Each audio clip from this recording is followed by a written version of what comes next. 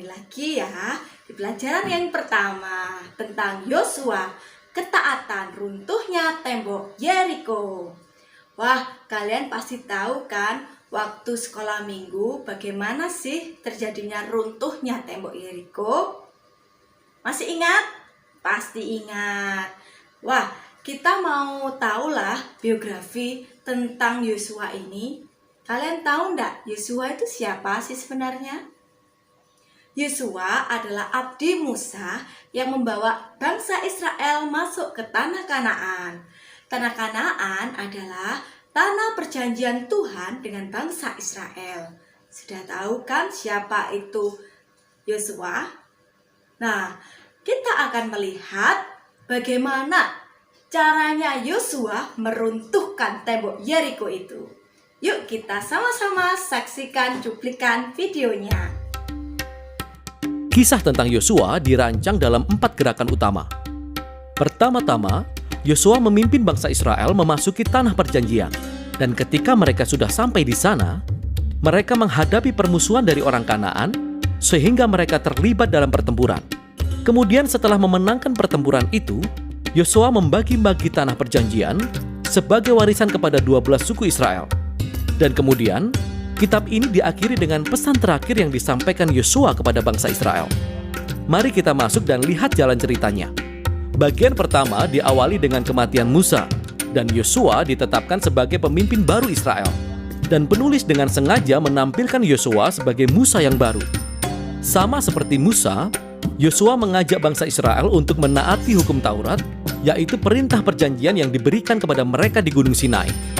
Kemudian Yosua mengirim 2 pengintai ke tanah perjanjian, persis seperti yang dilakukan Musa di kitab Bilangan pasal 13 dan 14. Kecuali kali ini, semua berjalan jauh lebih baik daripada sebelumnya. Bahkan beberapa orang Kanaan berbalik dan mengikuti Allah Israel. Yosua kemudian memimpin bangsa Israel menyeberangi sungai Yordan dan memasuki tanah perjanjian. Sama seperti laut terbelah untuk Musa di kitab Keluaran, demikian juga sungai Yordan terbelah dan imam-imam mengangkut tabut perjanjian menyeberangi sungai Yordan diikuti oleh seluruh umat Israel. Sekarang di pasal 5, kisahnya mengalami transisi. Umat Israel mengingat kembali akar mereka sebagai umat perjanjian Allah dan generasi yang baru disunatkan. Dan mereka merayakan Paskah yang pertama di tanah perjanjian. Kemudian, mereka sudah siap untuk melanjutkan perjalanan.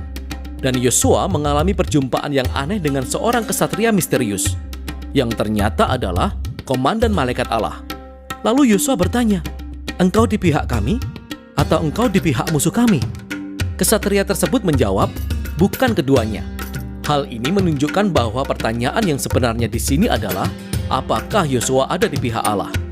Jelas sekali bahwa keseluruhan kisah ini bukanlah tentang bangsa Israel melawan orang Kanaan, melainkan kisah pertempuran Allah. Dan bangsa Israel akan memainkan peranan sebagai penonton dan kadang-kadang sebagai pendukung rencana Allah. Kisah ini menuntun kita pada bagian selanjutnya. Kita menemukan berbagai cerita mengenai perselisihan yang dialami bangsa Israel dengan beberapa kelompok orang Kanaan. Dan bagian pertama menceritakan kisah 2 pertempuran secara detail. Dan kisah itu diikuti oleh beberapa kisah pendek yang merangkum tahun-tahun pertempuran menjadi beberapa ringkasan singkat.